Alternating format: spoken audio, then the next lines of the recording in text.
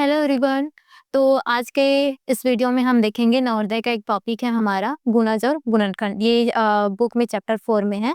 तो इसके बारे में देखेंगे कि इस टॉपिक्स में किस किस तरह से क्वेश्चन आते हैं नवोदय में। तो हम पिछले सालों की बात करें तो इस टॉपिक से मैक्सिमम एक क्वेश्चन तो आता ही है। तो इस टॉपिक में किस तरह से क्वेश्चन आते हैं उसको थोड़ा सा देखते हैं, ठीक है। तो इसमें टॉपिक है हमारा गुणनखंड और गुणज। तो इसमें बेसिकली एक वर्ड यूज करते हैं, क्वेश्चन आते हैं उसमें। तो गुणनखंड निकालने के लिए बोलते हैं, उसमें गुणनखंड का योग भी होता है, ठीक है। उभयनिष्ठ गुणनखंड, उसमें संख्या भी पूछते हैं वो कितना है ऐसा करके। अभाज्य गुणनखंड, गुणज भी आता है जिसमें योग और संख्या पूछते हैं कितना है करके, और उभयनिष्ठ गुणनखंड, ठीक है। तो सबसे पहले देखते हैं कि गुणनखंड क्या होता है, ठीक है।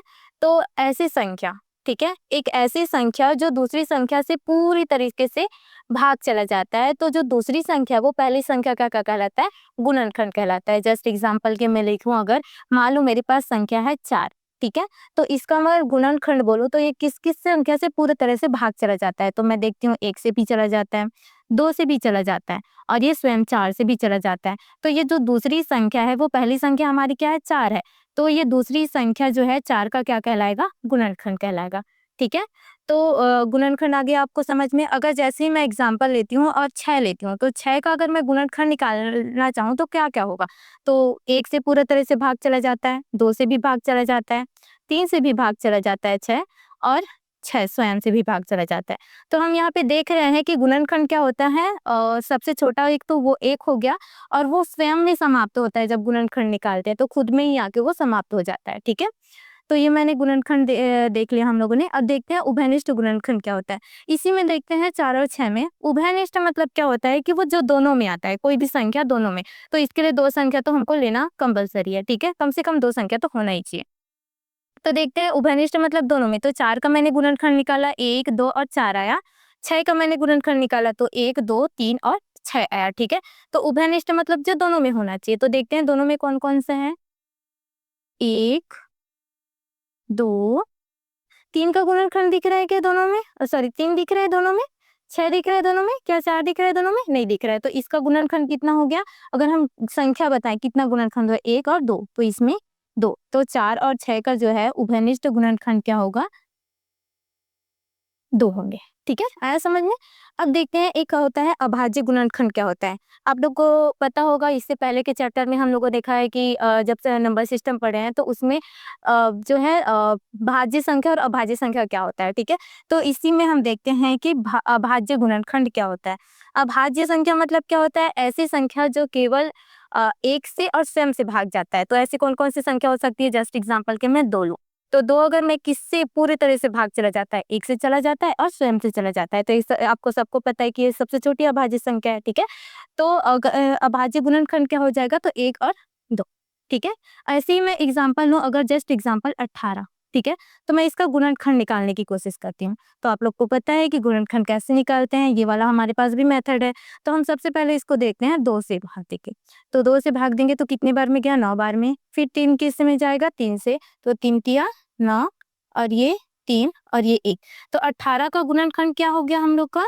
2, 3, 3। तो ये क्या हो गया? 18 का अभाज्य गुणनखंड क्या आया? 2, 3, 3। तो ये हो गया हमारा अभाज्य गुणनखंड, ठीक है। आगे देखते हैं। तो इसमें क्वेश्चन किस तरह से आते हैं इसको देखते हैं। पहले गुणनखंड का कॉन्सेप्ट क्लियर करते हैं। तो देखो, जैसे कि इसमें योग का क्वेश्चन आता है। जस्ट एग्जांपल 4 है, ठीक है। तो 4 के प्रथम 3 गुणनखंडों का योग क्या होगा? तो 4 का गुणनखंड क्या-क्या हो गया हम लोग का? 1, 2 और ये स्वयं 4। तो इसका योग क्या होगा? तो योग निकाल के देखते हैं। 1, 2 धन 4, ठीक है।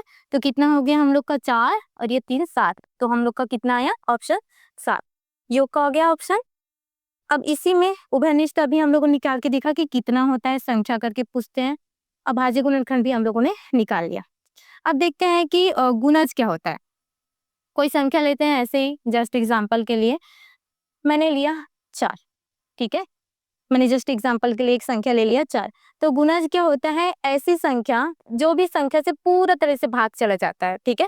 तो वो उस संख्या का क्या कहलाता है? गुणज कहलाता है। जैसे एग्जांपल के लिए 4 किससे भाग जाता है? 4 जो होता है वो 4 स्वयं से भाग जाता है ना?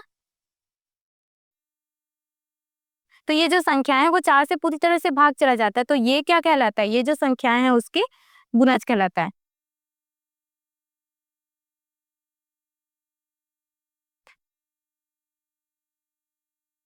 तो ये जो संख्याएं मैं लिखी हूँ वो 4 का क्या कहलाएगा, गुणज कहलाएगा। ठीक है, अब इसमें भी क्या आता है, योग का पूछते हैं और ये कितनी संख्या है ये भी निकालने के लिए पूछते हैं। तो अगर मैं इसी का बोलूं एग्जांपल लेके देखती हूँ, तो 4 के प्रथम 5 गुणजों का योग कितना होगा, तो देखते हैं 4 धन 8 धन 12 धन 16 धन 20। ठीक है, तो ये हमारा 5 संख्या हो गया, 1 2 3 4 5। तो इसका देखते हैं हम लोग का, इसका तो ये हो गया हम लोग का 20 और ये 40 50 और ये 60। कितना है हम लोग का 60। तो ये हम लोग का योग पूछा तो कितना आ गया 60। ऐसे ही क्वेश्चन आते हैं, कुछ अलग अलग नंबर्स चेंज होते रहते हैं, उसका योग निकालने के लिए आते हैं। इसमें उभयनिष्ठ गुणज निकालने के बोलते हैं। जस्ट एग्जांपल के आप सबको पता है उभयनिष्ठ निकालने हैं, तो इसमें मिनिमम 2 संख्या तो होनी ही चाहिए। तो देखते हैं हम लोग, मान लो मैंने यहाँ पे लिखा 2 का और यहाँ पे लिखा 4 का। ठीक है, उभयनिष्ठ निकालते हैं, गुणज निकालते हैं। 2 एकम 2 4 6 12 14 16 18 और ये 20। ठीक है, ऐसे ही आपको, अगर आप बच्चों को बताना चाहेंगे तो एक आसान तरीका ये भी बोल सकते हैं कि गुणज मतलब कि कोई भी नंबर का एक टेबल, आप बच्चे को याद रहता है ना टेबल। तो ये देखते हैं 4 का ये हो गया 4 एक 4।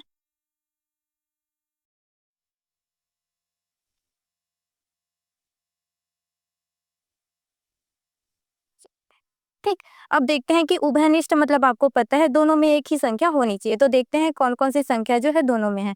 देख रहे हैं 4 जो है दोनों में है कि नहीं। और कौन कौन सा है, एक 12 भी ये है ना। और कौन सा दिख रहा है, 16 भी है। तो ये एक संख्या हो गया। और दिख रहा है क्या, हाँ ये एक 20। ठीक है, तो हम लोग को कितने दिखे उभयनिष्ठ गुणज, 1 2 3 4। कितने दिखे, 4। तो ये संख्या निकालने के लिए आ गया उभयनिष्ठ गुणज का। तो ऐसे ही क्वेश्चन आते हैं आपके नवोदय में। ठीक है, इसमें एक टॉपिक है अभाज्य गुणनखंड का, इसमें कॉन्सेप्ट देखते हैं। यहाँ पे अभाज्य गुणनखंड निकालने के लिए एक फॉर्मूला होता है, उसको देखते हैं। जब संख्या रहता है, कोई संख्या n है, तो उसकी जो पावर है, जैसे कि पावर वाला जो संख्या देता है, ये वाला क्वेश्चन देखना। ठीक है, ये जो क्वेश्चन है 7 का पावर 5 है, गुने में है 9 का पावर 7 है और 11 का पावर 9 है। तो ये इसका अभाज्य गुणनखंड कुल कितने हैं इसकी संख्या निकालनी है। तो इसको निकालने के लिए फॉर्मूला होता है। ठीक है, ये वाला फॉर्मूला, तो इसके अप्लाई करके देखेंगे। अब बच्चों को बताइएगा ये निकालने के लिए।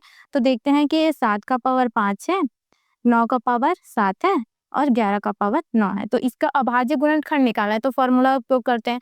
सबका देखो, ए की जगह कौन है, 7 है, बी की जगह 9 है और सी की जगह 11 है। पावर में देखें तो एक्स की जगह 5 है और वाई की जगह 7 है और जेड की जगह हम लोग का क्या है, 9 है।